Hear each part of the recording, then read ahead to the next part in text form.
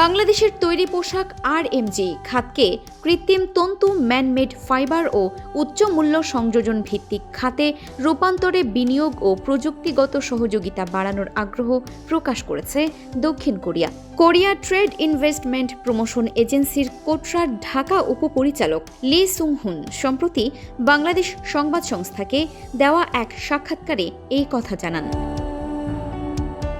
তিনি জানান, বাংলাদেশের পোশাক খাত মূলত প্রাকৃতিক তন্তু নির্ভর এবং গড় মূল্য সংযোজন প্রায় 30%। বিশ্ববাজারে বদলে যাওয়া চাহিদার সঙ্গে তাল মেলাতে স্বয়ংক্রিয় সেলাই যন্ত্রপাতি, ফাংশনাল ও টেকনিক্যাল টেক্সটাইল এবং গার্মেন্ট অ্যাক্সেসরিজ খাতে কোরিয়ান অভিজ্ঞতা ও উন্নত প্রযুক্তি গুরুত্বপূর্ণ ভূমিকা রাখতে পারে।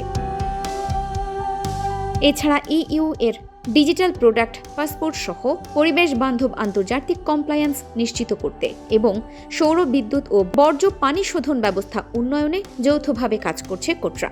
বর্তমানে বাংলাদেশে দক্ষিণ কোরিয়ার উৎপাদনমুখী বিনিয়োগের প্রায় 70%ই টেক্সটাইল খাতের। পোশাক খাতের বাইরে ওষুধ ও বায়োটেকনোলজি, কে বিউটি ও ভোগ্যপণ্য, স্মার্ট অবকাঠামো, আইসিটি এবং নবায়নযোগ্য জ্বালানি খাতেও কোরিয়ান বিনিয়োগের বিপুল সম্ভাবনা রয়েছে।